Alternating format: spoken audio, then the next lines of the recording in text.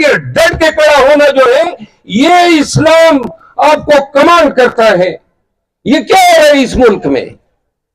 یہ سیاست ہے اور یہ ریاست اس طرح ہوتی ہے. جس کو اٹھایا مارا پیٹا, کتنے گناونے اور گٹھیا روپ آپ نے ہم نے دیکھے اس ریاست کے. اس طرح ہمارے بھائیوں کو اغوا کیا, پریس کانفرنس کرائی گئی, یہ لوگ کراتے رہے نا. تو لہذا اب بھی سرنگوں کے جینے سے بہتر ہے اللہ ہمیں اس زمین کا پیوندی بنا دے.